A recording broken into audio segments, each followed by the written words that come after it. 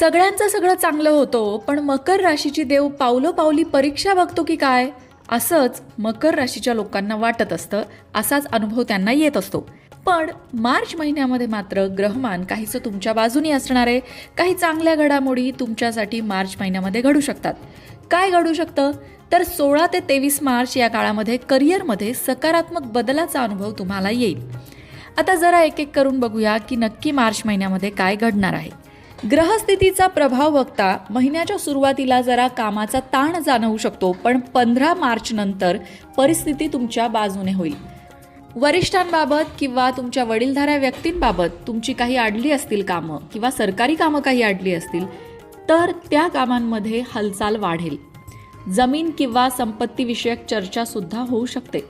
नोकरीत असलेल्यांना नवीन प्रोजेक्ट आणि नव्या जबाबदाऱ्या मिळू शकतात. 18 मार्च नंतर विशेषतः तुमच्या प्रमोशनची चर्चा होऊ शकते. परदेशाशी संबंधित काम करणाऱ्यांना प्रगती बघायला मिळेल कामात. त्याचबरोबर सरकारी नोकरी किंवा स्पर्धा परीक्षांची तयारी करणाऱ्यांसाठी सुद्धा हा काळ सकारात्मक असणार आहे.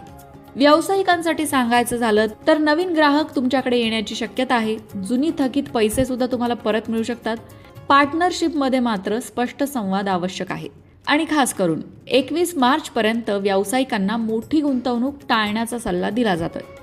मकर राशीच्या लोकांची आर्थिक स्थिती बघितली तर स्थावर मालमत्ता खरेदी विक्रीचे योग आहेत. सोनं किंवा चांदी किंवा दीर्घकालीन गुंतवणूक तुम्हाला फायदा देऊ शकते.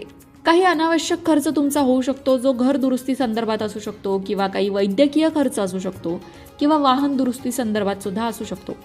मार्च महिन्याचा कानमंत्र आहे तो म्हणजे खर्च करण्यापूर्वी दोनदा विचार करा. हा तुमच्यासाठी धनमंत्रच म्हटला पाहिजे. कौटुंबिक बाबतीत विचार करता विवाहितांसाठी जबाबदाऱ्या जरा वाढणार आहेत. जोडीदाराच्या आरोग्याची काळजी घ्यावी लागेल. अविवाहितांसाठी ऑफिसमध्ये किंवा मित्रपरिवारातून एखादी नवी ओळख होऊ शकते, जी तुमच्या आयुष्यात काहीतरी नवं घेऊन येऊ शकते. घरात धार्मिक कार्यक्रम किंवा शुभ कार्याची चर्चा सुद्धा होऊ शकते. 22 मार्च नंतर जे प्रेमात आहेत त्यांच्यासाठी प्रेमसंबंधांमध्ये गोडवा वाढणार आहे. मकर राशीच्या लोकांच्या मानसिक स्थितीचा विचार करता काही दिवस आत्मविश्वास थोडा तुम्हाला कमी वाटू शकतो. ताण सुरुवातीला असणार आहे, त्यामुळे असेल कदाचित.